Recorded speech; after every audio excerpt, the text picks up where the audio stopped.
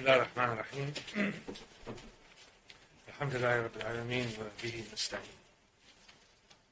Inshallah, this will be the eighth talk on the Manazil Sa'irin. And if you recall, the last talk, it was Discourse 7 was actually the first opening, as it were, where the Wayfarer has moved from being pushed by his or her own desire, will, and volition, and moves to being pulled. It is where the engine, the motor, as it were, changes from one's own will, one's own irada and desire and shawq, to one where the circle of attraction, of pull, becomes greater. The force attracting the Wayfarer overcomes the will of the Wayfarer. And it is really important to understand this inflection point, because here we are now in realms where very, very few people have entered, and few, in fact, who have entered ever return. So I would expect, and I believe, that Sheikh Ansari, Khawaja Ansari, had crossed this bridge, as it were. So he's reporting to us what he voraciously experienced, not something that came as a result of discursive intelligence or through logic or reasoning. It is not something that moves, as it were, smoothly from one stage to the next. Here we have a break at level 7, where the force of attraction pulls the Wayfarer into the circle of the divine presence. The nature and character of the person changes utterly. And the various categories that we use to try to understand the significance of this journey become more difficult to experience spiritually, because it is a very, very heightened state, and it is easy to explain intellectually or in terms of the logical flow, as it were, of the stages. But it's difficult to express experientially because of the inflection point. From the first 7 stages, because the Wayfarer, the adept who becomes then the Wayfarer, is pushed by his or her own desire and will, there is an element of comparability to our own experience. But once you tip over into this other realm, the realm of jad, the realm of attraction, it becomes more difficult to realize unless you are or have reached that state of realization. And as I said, from the writings, from the way that some Khawaja Ansari expresses these states, I'm of the firm belief that he in fact crossed the threshold and moved into the stage where attraction is greater than will and desire. And we come now to realms, I think, that are ambiguous in terms of the way that we relate to them. And we may see glimpses of them experientially. In my own experience, I've seen very, very few people who are in the state of jad, where their reality is a reality that is basically imposed on them by being within the divine presence. And this will continue, of course, until we end the journey. Is that we are now in a different realm, a different order of being. And the title of this stage, Manazil, it's a Manazil of Wilaya, or saintliness. And this is the manzil of the friends of Allah, those who are proximate, those whom Allah has selected for Himself as His friends, His awliya. And as the Shaykh says, it is it's one of the way stations of annihilation. By annihilation, he means the effacement of all the qualities that give the person the illusion of having desire, will, control, and so on. The person who is in the station of wilayah knows that whatever actions, whatever drives, whatever the form of his existence, the form of his reality, has no depth to it. In fact, it vanishes in the face and in the hands of what Shaykh Ansari calls the annihilator. That's Allah subhanahu wa ta'ala. That's one of Allah's names. The annihilation of the illusion of separation, the annihilation of the illusion of any individual having an essential character that is independent of the one. And he says here, there are landings in annihilation in the hands of the annihilator, who does with the wayfarer what he wants, even by effacing his or her name and presence, removing him or her from sight and leaving no traces. The wayfarer is brought to life by Allah's life and achieves permanence by His permanence. This is when the famous prophetic saying that you must leave yourself in the hands of Allah subhanahu wa ta'ala as a corpse in the hands of the person that washes it. That is, you have no more will, you have no more desire, you become an instrument of a higher authority. And there are 10 states to this particular way station, or stage of saintliness. And the first one is the stage of al-lahab. The common word in Arabic is lahza, which means an instant or a moment. But al-lahab is even more sharply defined than lahab. Al-lahab is instant recognition. It goes beyond the moment. It is a kind of instantaneous awakening that has in it a recognition. So it is not just seeing a flash, it is knowing the meaning and substance behind the flash. And here he quotes from the Quranic ayah, look instead upon that mountain. If it remains firmly in place, you shall see me. Bismillah ar-Rahman ar-Rahim. انظر إلى الجبل فإن استقر مكانه فسوف تراني. And Ansari defines al-lahab as it is the vision of the bondsperson. So a person in the stage of saintliness, when they see events, phenomena, the flow of time, anything that is ordinary, extraordinary, see instantaneously behind it the meaning. And for those in this exalted state, it comes in 3 degrees, as it were, of intensity. The first one is to the instantaneous recognition that whatever happens to you is a form of bounty. It stops you from questioning the origin of whatever you have received. All you can do is that you affirm with humility one's dependence on the sustainer. He says it generates joy, except when caution is warranted from the actions of the planner. You're always in a state of joy and ecstasy when you see around you the actions of Allah subhanahu wa ta'ala. But you also must be aware of the makr of Allah, that Allah's plans is not necessarily what is put in front of you. So there's an element of caution that is associated with that joy.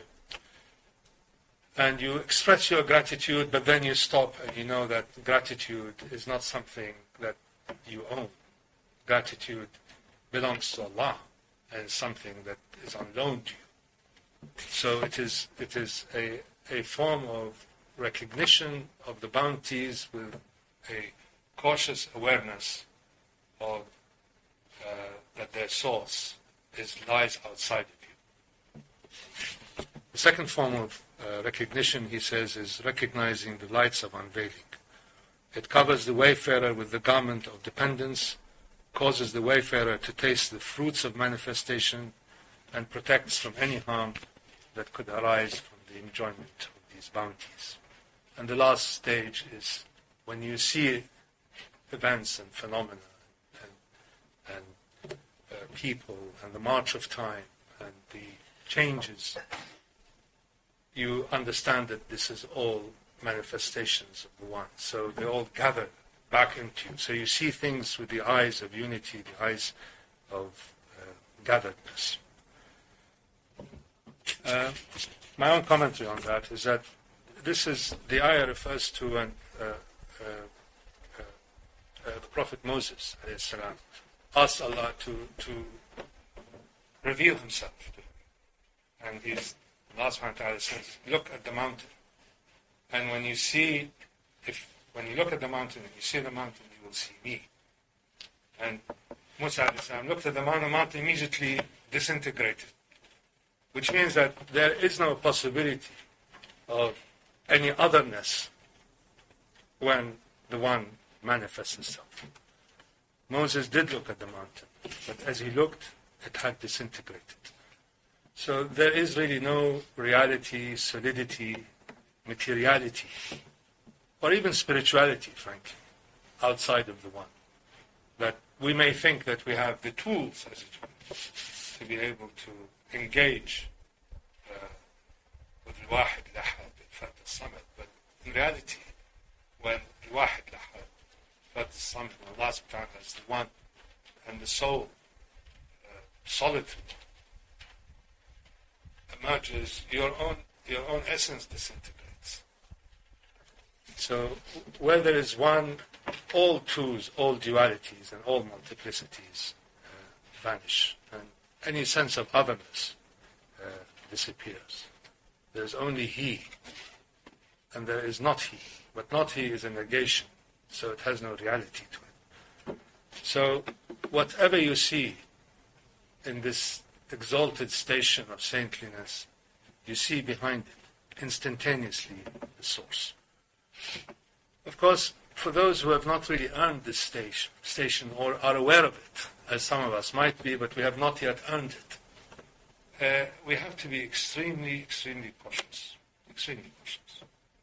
Because this condition can be overwhelming. If you keep on seeing the actions of One behind multiplicity, and you don't have the filter of the various stages of saintliness, and you're not protected by the force of attraction, it can overwhelm, and you are not able to relate, as it were, this constant, infinite shift between the One and the many all the time.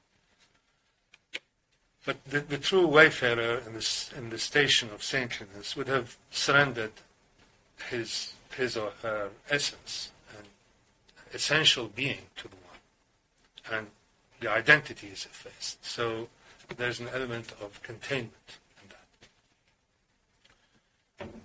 And this instant, this lahad, of course, is a moment, is waqt. Waqt in Arabic is a very important word. In fact, in tasawwuf, it's a very important word, because those in tasawwuf are known sometimes as Ibn al-Waqt, the son of the moment. Being the son of the moment means that you have no sense of the past and no expectations for the future. You live in and of the moment. So time actually has absolutely no meaning, because the flow of time to that moment and the flow of time after that moment has no relationship to being in and within that moment. And Ansari defines the moment is the occasion of the manifestation of an entity. This is also extremely important, because in the Quran, it is the way that Allah's manifestation takes place is entirely due to His power and His will. So manifestation is constantly reaffirmed on an instantaneous basis infinitely.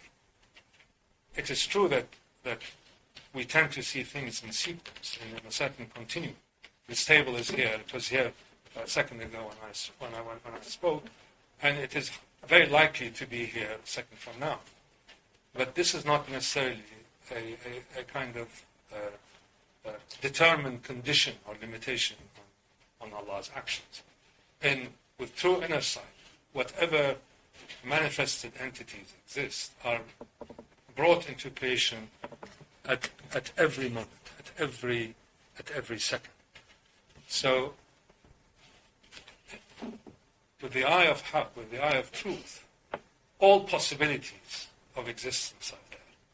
What are brought into existence at that particular moment is due to the will and due to the command of Allah subhanahu wa ta'ala. There's no deterministic pattern to it. We believe that there's a determinism to it. But in reality, it is the realization of infinite potentials at a certain moment in time. So, moment for those of us, inshallah, on this path, is the constant manifestation of entities being brought into existence. And when we see things in this light, when we see events in this light, you have to wonder, you have to be in amazement as to how these things appear to have a certain solidity to them. But we know that at every instant there are actions of Allah subhanahu wa ta'ala. As a digression, I at some point about 10 years ago, I think, I was looking at the famous paradox of Schrodinger's cat, and I wrote a short note at the end for those who want to monitor physics, how quantum mechanics can in fact confirm some of these major insights. Or I would say it's the other way around, that the insights of tasawwuf find their confirmation as in life as well as in the actions of the most advanced forms of quantum physics. And it is to do with the Quranic ayah of كل يوم هو على شأن. At each instant, Allah subhanahu wa ta'ala is undertaking His creative act. So the act of creation doesn't start at a certain point and then end, and then continues, as it were, in time according to predetermined laws. The act of creation, including the acts and the laws of creation, are constantly brought into being as a result of the decisive action of the observer, which is Allah subhanahu wa ta'ala, on manifest creation and in Adam, where there is no entity that has been brought into existence. So the act, as it were, of bringing things into being is Allah's choice out of infinite choices. And things can appear, I mean, we are sitting on a table. There's in quantum mechanics, there is a very, very, of course, infinitely small probability that there's another party sitting there. Generally at a different condition, a different state, a different universe. But in the actions of Allah subhanahu wa ta'ala, the fact that we are here is because of a determination at that particular instant that this is the creative entity that will be manifested at this point. So if you see reality as in the form of infinite manifestations, infinitely recurrent, you will then see the actions as it were.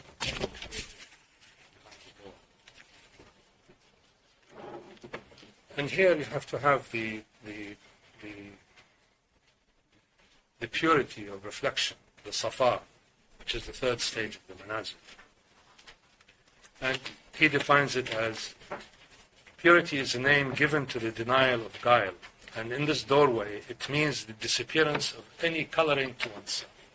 So whenever you interact with the realm of the unseen, the less coloring that you bring to it, the less of yourself that is there, the more true and the more vital is the quality of your engagement. And he says it is of 3 degrees. The purity of one's knowledge on the path, which focuses on the purpose of one's striving and regulates the concern of the wayfarer. The purity of one's state, in which one witnesses the effects of verification and tastes the delights of supplication and erases the outer world. And the purity of connectedness, which merges the triumph of the wayfarer and immersion in the truth of lordship, drowns the end of the affair in the beginnings of seeing essences, and folds the burden of obligations in the might of the eternal. And my commentary on that is that safa, or purity, is in fact the perfection of sincerity. You can be sincere in your purpose, but your own sincerity still has to be filtered into the state of yourself, or the nature of yourself. So you can have a commanding self, the most demanding self, and still occasionally be sincere. And if you're inspired, your sincerity becomes that much more established. But as you move on, as you move on the spectrum of the self, and you become more and more attuned, as it were, to the vibrations that come from the realms of the unseen, purity becomes the distillation, as it were, of your sincerity. So your sincerity becomes more and more polished, reflected in a mirror that has little rust. So, at this stage, as it were, of the wayfarer's condition, the self has progressed and has removed all of the colorings that would affect the way that it engages, as it were, with these signals. And this is the famous poem by Rumi, in which he talks about the vessel taking the color of the fluid that's poured into it. And this is what the vessel here is, the purified self, and whatever is poured into it, it takes on the coloring of that. It does not bring to the party, as it were, its own baggage, even though the baggage might be very, very light. It will take whatever is the coloring of the liquid that it's poured into it. Its reflective powers of the self becomes unsullied, pure, and clear. And if you pour into this vessel, as it were, which is your purified self, the light of the eternal, it begins to reflect the qualities that can only point to Tawheed, that can only point to oneness. And past and present and future merge, hardships vanish, and the eye of certainty becomes keener with the truth of Yaqeen, the truth of certainty. And this, of course, gives you a sense of great joy and rejoicing, which is the fourth stage, the fourth landing, doorway of this Manazil, which is the doorway of rejoicing, of Surur. And he defines it as rejoicing is the apogee of receiving good news. It is of 3 degrees. Rejoicing of tasting, tempered by 3 sorrows. A sorrow derived from concern of being cut off, a sorrow driven by the darkness of ignorance, and the sorrow that comes from the possibility of separation. The 2nd degree is the rejoicing of witnessing, of removing the veils of knowledge, the bonds of obligations, and the pettiness of other choices. Once you are in the stage, you know that really this is the best possible journey that you can embark on, that there is no other effort that is worth it. Everything else becomes reduced to basically pettiness, given the immensity and significance of this power. And finally, the rejoicing that comes from hearing the response. It removes the traces of loneliness, knocks on the door of seeing, and delights the soul. My commentary on that is that rejoicing is a form of exalted joy. It is the self that becomes triumphant, but not triumphant because it's conquered the outer world. It's triumphant because it's conquered its lower aspect. It has navigated all the peaks and valleys, and the goal is now in sight. And the cascade, as it were, of openings is continuous.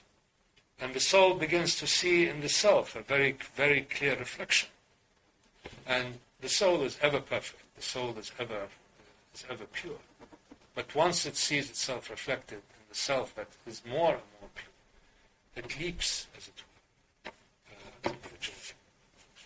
So the joy, the exalted joy of the self, of the realized self, is merely a reflection of the rejoicing soul that has in it all the attributes of Allah subhanahu wa ta'ala. And of course it guards the soul, guards the secret, the sir. And he says, he quotes a Quranic ayah, Bismillah ar-Rahman ar-Rahim. In English is translated, Allah knows best what is in their hearts.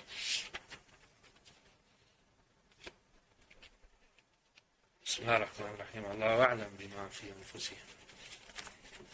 And Ansari says, the secret is the inner meaning of what is experienced. It's the inner meaning of what is experienced. If you zero in into the heart of it, not its shape, or its form, or the package it comes in, you go immediately into its heart. And those who guard their secrets, he says, are of 3 degrees. A group who had exalted their concerns, purified their intentions, and righted their actions. They did not hesitate over forms, nor did they attach meaning to names. These are Allah's instruments, wherever they are. Second group is a group that dealt with those whose states were lower than their own, who revealed less of what they have seen, and spoke of affairs that were below what they had experienced. They are guided by the right courtesies and integrity. And the third group, a group which the truth has made unaware of themselves, oblivious to their state, and assured them with visions of the inviolability of their state. This is the condition of the secret of the saintly ones. My own commentary on that is that the secret of the Wayfarer is the inner knowledge and certainty of the veracity and truth of the path and the state that one traverses. In the first stage, those who hold their secret do so by their single-minded focus on the journey. They are indifferent to the calls of the material world and to its vanities. They preserve their secret by avoiding all forms of outer contaminants, power and authority, reputation and prestige, wealth and accumulation. Their secret is safe, mainly because people are really ignorant of their true states. So we walk in the world avoiding things that deflect you, that distort your experience, distort your journey. And people really don't see in you any different from others because they're ignorant of your true state. So their secret is safe, your secret is safe, because people are generally, they don't know under what states and conditions you are. At the second stage, of course, you're dealing with people then who are also along the path, most likely have not reached the levels that you have. And here you talk to them with the knowledge, with the understanding of the degree to which they have reached. You don't speak to them of your level. You speak to them at their level. And there's interaction, there's an engagement, there's an element of mentoring involved here. But again, you don't open up your true state because it will not be understood or comprehended by others. Those who are more advanced necessarily cannot reflect their experience to those who have not been able to experience it. And this again goes back to the prophetic saying that you should deal with people according to the level of their knowledge, their level of realization. You should not deal with people just to show where you are or to point to them the realities that they are to reach. They haven't reached them. They cannot understand. And if you obey this injunction, I think you will all be safe. And your secret, in the sense, your ability to see through the inner through the outer core to the inner realities, becomes safe.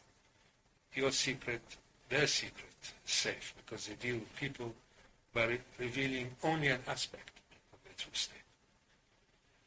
In the last stage, the wayfarer has already surrendered, and he's or she is not in the business of either protecting your secret or defending your Allah subhanahu wa ta'ala does that for you. You have surrendered all, and your secret is safe because the protector is there to keep it. The sixth doorway or landing is the landing of breath or nafas. And breath here is not the physical breath. It's the breeze that carries with it the signals and signs from the unseen. And that's why he says breath energizes the breather. I mean, it may sound trite to say that breath energizes. Of course it does in the physical sense. But in the inner sense, the breath which carries with it the signs and symbols and the promises also has this energizing force. And it is of 3 degrees. A breath that constricts the wayfarer in the absence of the beloved. And the knowledge that patience will rectify the condition and can be accompanied with anger at the loss of direct experience. It's visualize yourself in a condition where the breath that you're drawing in is in fact a breeze from the unseen. And you will see what happens when you constrict that. When you are not able to draw that oxygen. Of course you feel at an early stage thwarted. You feel sometimes angry if you don't have access to what gives you vitality. And spiritual vitality is also maintained by this breath, this nafas. Second level, it's a breath that appears with the manifestation of the real. It is a breeze that emanates from the doorways of rejoicing, full of the light of existence, and pointing to the realm where there are no more signs and symbols, the realm of the essence. And at the last stage, it is a breath that is sanctified by the fire of the sacred, continuous with the signs of eternity. It is the breath that is known as the pearls of light. My commentary on that, the word nafas actually, which has 3 root letters, Nun, N, F, S, is a very, very important word also in Tasawwuf, because from it, many other words are derived. The word for self, nafs, comes from that. Breath, nafas, comes from that. Breathing, tanafus, comes from that. My person, I, as it were, nafsi. Population. The same or something that is similar is also seen. Is nafsuha. It is also derived. It is one of the key words, as I said, of the science of tasawwuf. Drawing in and connecting the self with other selves, and finally connecting all selves with the universal self and with the breath of life, rooting them in the same source and confirming the essential identicalness of the universal self. When the universal self, one of Allah's manifestations of the Rahman, the breath of the Rahman, the breath of the Merciful, when it emanates from it and cascades down into creation, cascades through the universal pattern. In the Quran, we are all drawn from a universal pattern. That's what the Quran says. But as you come down the layers into multiplicity and into individuation, this universal self begins to take on the colorings and the shapes and the contours of the individual. But once we see in it, through that nafas, that the source is in the universal, we are both different and both identical at the same time. You begin to see that the drawing of multiplicity within unity. So the quality of this breath, the breeze that emanates from the breath of the All-Merciful varies, of course, according to your level of spiritual accomplishment. At some level, of course, people don't recognize it. They only recognize outer breath. These are the people who are in a very dense and unable to understand the subtle and luminous realities. But as you move along, the power of this breeze becomes more and more evident. And in the end, the breeze becomes, in itself, as it were, a set of light corpuscles that you basically ride on. And you don't receive the breeze anymore. You become part of the breeze. The breeze becomes what is known in Tasawwuf as a zephyr, the west wind, carries with it harbingers of things to come, better things to come. And this west wind, or the zephyr, which is the wind that promises the coming of spring. This is the breath of those in the second stage. The third stage is when the wind itself carries you. You become part of the wind. You ride, as Ansari says, on the pearls of light. And this is the breath that carries the awliyas, the saints, and the great beings, the prophets of the Iman. You become then a rider on these pearls of light. It's not, you're not riding sort of on an oyster shell. No. It is an exalted sense where the breath that brings with it knowledge of the unseen becomes no more glowing from a source. You become with the source. You become within the source. The next station, the next landings, the next doorway is the doorway of exile, ghurba. And Ansari defines it as exile is a name given to the solitary withdrawal from others. Solitary withdrawal from others. And quotes the Quranic ayah, with that in ages past before you, there had been a group, a remnant, who forbade corruption on earth, except for a few of these we see. Exile is of three kinds. The exile from homelands, and here he doesn't mean exile from a country or from this country or that country, Iraq or Iran or wherever. It means it's an exile from your true abode, which is the abode of eternity. The death of such an exile is a form of witnessing. If you are in that state, if you feel that you are in an environment where you are surrounded by people who are unable to relate to your condition, in a corrupt age with corrupt people, and your knowledgeable ones are few, and ignorance is prevalent, and there's no true person amongst hypocrites. I think many of us do feel that from time to time. Then this is an exile, and it is the exile which has in it the seeds of also rejoicing, because you are promised the abode of permanence. And there is a hadith which speaks of Islam being a stranger, being a gharib. Came to this, Islam entered the world a stranger and will return as a stranger. So give the good news to the strangers.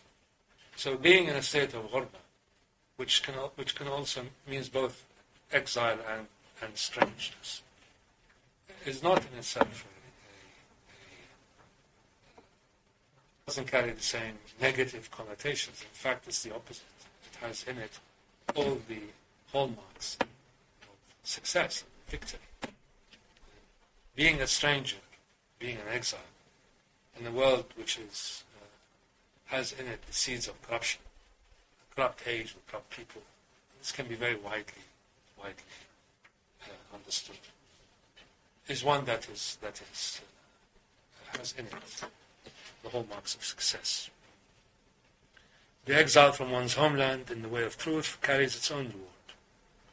The exile was already a stranger amongst his or her own people, for he or she seeks what others cannot understand or appreciate. The most acute state is the exile of the one who has achieved openings and stages that put one beyond the measure of material or even spiritual concerns. The indifference to what others avidly seek is the mark of the exile of the Arif. And this is what he says is the exile of concern, which is the exile which seeks the truth. It is the exile of the Gnostic, because the witnessing of the Gnostic in itself is strange. And what he or she sees is also strange. It is not ma'luf, as you say. It is not something that is immediately recognizable. It's a different world, it's a different universe. So the exile of the Gnostic is the exile of strangeness. For he or she is a stranger in this world and the next. What you're seeking is not the rewards of the next world. What you're seeking is to be within the divine proximity. And when you have reached that point, then you start to drown, which is doorway 8, doorway of drowning or gharq. And his Quranic ayah is when both submitted to the will of God, he bent down his head and on his side. And it's to do with the Prophet Ibrahim. He, in a vision, saw that he has to slit his son's throat, Ismail's throat. Both Ibrahim and Ismail were in that stage, because it's the stage of a complete loss of volition.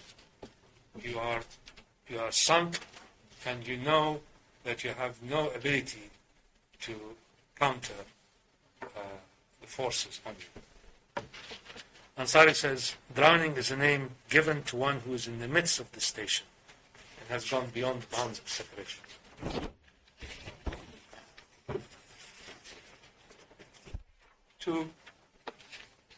To be, as it were, in the company of Nabiullah Ibrahim or Ismail, you have to have the absolute certainty that they had. Because if you look at it from a sort of a rational or even a spiritual perspective, why would a man willingly about to slaughter his own son, the most dear thing to him? I mean, if somebody does it now, it probably be arrested for attempted murder. You have to be in such an exalted state of being. And it is not limited to the prophets. It has in it the potential of those who can only act according to Allah's commands. This condition of absolute obedience, unblinking, I won't say unthinking, unblinking obedience, in a state of exaltation, is the state of drowning. Because between the prophet, or between this exalted being and the divine presence, there are no more veils. So an instruction that comes, or a command that comes, or a signal that comes, is not filtered through any medium. It comes to that person as is, without any qualifications. Throw yourself out the window, do this, do that. It is something that's not subject to reasoning. It's not subject to any further qualifications. It is the command not from the other, as I have tried to say, but from the one. There is no questioning of its veracity, because it emanates from the one. It's the one source to a receptacle that is able to receive it. And the degrees of drowning in the stage is a submersion of what is lower into what is higher, removing any trace of the lower condition. At its highest level, of course, it is the drowning of the prophets and the saints, which, as I said, does not see any other truth, small t, except the truth. And at that point, the individual becomes, or the self becomes disconnected from any other source of authority and disappears, which is the landing stage, the doorway of ghaiba. So he turned his face away from them, saying, "How I mourn Joseph." This is Yaqub, Nabiullah Yaqub alayhi salam, when his sons thought they had killed Yusuf. Ansari says, disappearance or disconnectedness is of 3 degrees. The disconnectedness of the wayfarer from the grip of what is familiar and the strewn obstacles, so that the wayfarer touches the realities. The disconnectedness of the wayfarer from the outer forms of knowledge and the seeking of the causes of one's actions. And finally, the disconnectedness of the Gnostic from states, visions, and stages by entering the fortress of gratitude. So turning away from turning away, therefore, from what is familiar to what is real, from form to meaning and from multiplicity to unity, is the hallmark by which the wayfarer establishes this station on the path. The more one is disconnected from what is commonplace, material, and mundane, the more one's vision is focused on what is alive and true, the greater is the degree of accomplishment. And to be in a state of disconnectedness, you do require a degree of discernment and discrimination, or as the Quran says, furqan. It is the discrimination, the furqan, that comes from assigning the appropriate measure and values and worth to phenomena, acknowledging and then verifying the realms of the unseen, and then disconnecting even from them towards a single source behind all these forms and meanings. And the last landing, or the last stage, is the stage of capability or tamakkun. And he says, Ansari says, the station of capability is higher than that of tranquility. It is a sign of the permanence of one's stable state. In this condition, the tamakkun is both capability and potential. The first degree is the capability of the adept. This requires that the adept, as Ansari says, is driven by a sound purpose, a shining vision, and a broad pathway that eases his or her journey. The capability of the wayfarer in the second degree is in whom will be combined the firmness of one's disconnectedness, the bright lights of unveiling, and the purity of one's state. And lastly, the capability of the Gnostic in reaching the divine presence, wearing the mantle of pure being. You should think of capability here, a kind of outer metaphor is the concept of energy. There's latent energy and there's kinetic energy. Every entity, body, has within it an energetic capacity. Once that is manifested, it becomes an active energy or an kinetic energy. But it has in it the expression of action is embedded in the object itself. This table, for example, has in it huge amounts of kinetic energy that could be derived from this potential energy. It is locked up in matter, but it has in it the potential of generating heat and light. If you set fire to it, it will generate heat and light. So within the inner realm, within the inner spiritual journey, the same conditions apply. The capability of a person on the path is critical. It's like a reserve that you have, a reserve of power that allows you to move from one state to the next. Without that reserve, your power may be exhausted, and it can be exhausted at any stage of this journey. So having a latent reservoir that allows you potentially to realize the passage of the path is a very, very important condition to be in. Now you can build up these reserves, of course, build up the more you progress. It's like a geometric progression. The higher you are on the scale, the greater are your reserves for you to go to the next stage. So it has, as it were, a built-in sort of compensatory factor. If you burn the stable, the energy locked up cannot be reproduced again. In the inner world, it can and it multiplies. So at the level of this, the level of wilaya or saintliness, the capacity of the latent capacity to generate insights, to generate conditions and states that are exalted of the highest order, exists there in reserve. It's not always manifesting. That's why sometimes, if you read about the stories or the discourses of the great ones, they don't always come up, with all kinds of whistles and bangs.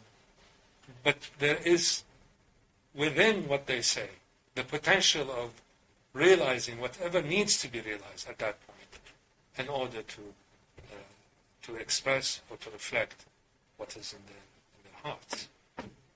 So, tamakkun is to have within you the potential of both expressing your condition as well as pushing you to the next level. Is a very very significant landing, halting point, as it were, on the path. And the more, as I said, the more accomplished one is, the more these reserves build up. They don't need to manifest themselves, but you know that they are there as a reserve for you to draw upon when and if needed. These are, as I said, the insights of Ansari for those who have gone beyond the stage where they are driven and become attracted, pulled into this orbit.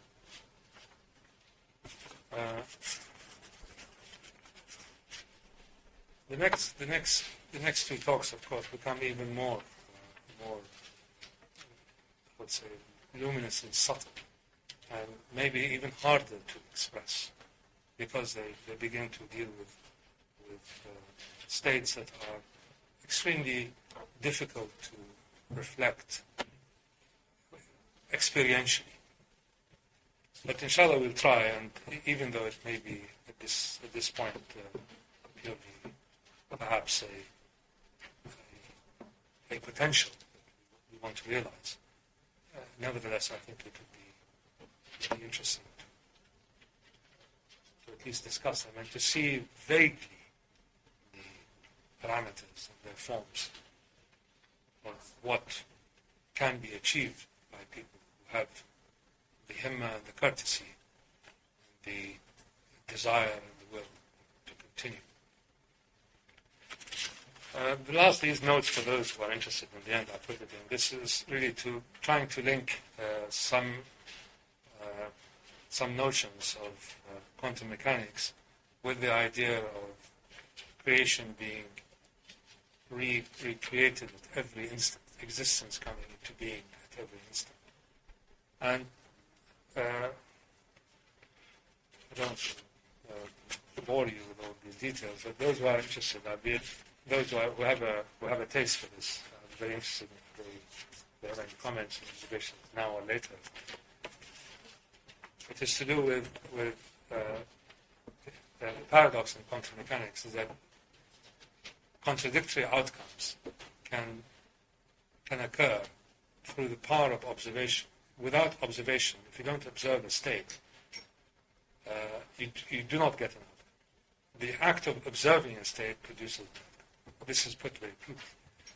And if you transpose that to the ayah, كل يوم وعلى شأن, at every instant, Allah is undertaking His creative actions, then you can see that existent beings are realized by the acts of the observer, in which case Allah subhanahu wa ta'ala, by looking into creation, brings it into being. And out of the infinite menu of potentialities, one is chosen which includes you. And for that, I mean, there can be nothing but amazement and astonishment that this act of observation brings you to being, and then renews you to being at every instant. At this point, I should say.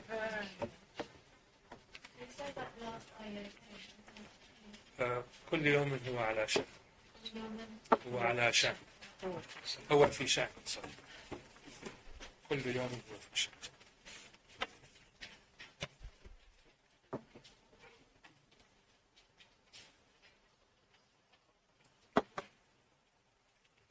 To answer any questions, comments, observations.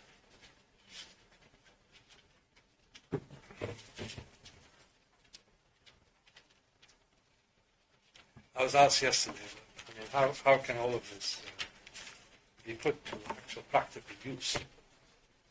Is this a practical course, as it were? And I think we said early on that it is not. You should not think of this as a kind of layered, deterministic way of achieving enlightenment. It's not designed for that.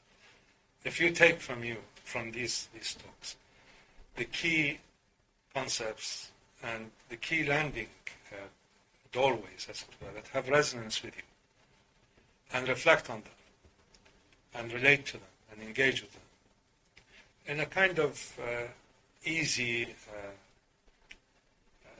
mindful way, easy but mindful way, I think they do then become established in the person. And they do begin to form a kind of referential point or points in your daily life. So if you, as it were, think of them as ideas, concepts, notions, states with which you have become familiar now, and with which you resonate to a greater or lesser degree. If they are in your mind in a kind of gentle swell, and you pick them when and if necessary, but you're mindful of them, you're aware of them, they can begin to combine, and they do combine in a kind of alchemical way, to create